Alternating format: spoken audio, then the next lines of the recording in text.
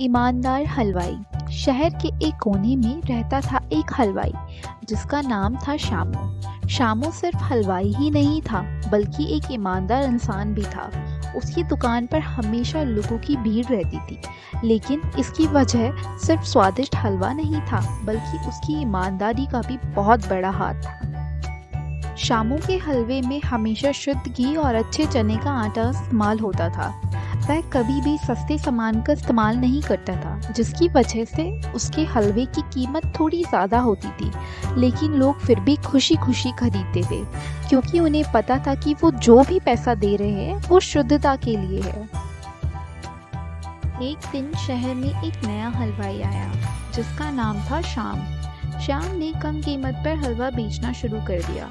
कुछ दिन में ही उसकी हलवे की दुकान पर भीड़ लगना शुरू हो गई। लोग शामू की दुकान छोड़कर श्याम की दुकान पर जाने लगे।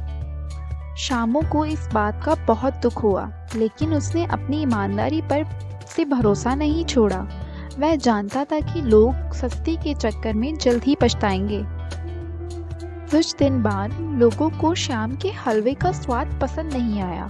हलवा पहले जैसा स्वादिष्ट नहीं था और उसमें कुछ तो गड़बड़ थी। धीरे धीरे लोगों को समझ आने लगा कि श्याम ने सस्ते सामान का इस्तेमाल किया है। तभी लोगों को शामू की याद आई। वे उसकी दुकान पर वापस लौटे, माफी मांगी। शामू ने मुस्कुराते हुए उनका स्वागत किया। इस घटना के बाद शामू की दुकान पर पहले से भी ज्यादा भीड़ लगने लगी। लोग अब उसकी ईमानदारी की और भी ज्यादा कद्र करने लगे, जो कि शामू के लिए एक सबसे बड़ा इनाम था।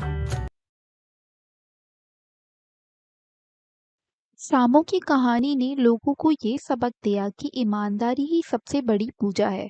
सफलता के लिए जरूरी नहीं कि आप सस्ते सामान का प्रयोग करें, बल्कि सबसे अच्छा होना जरूरी है।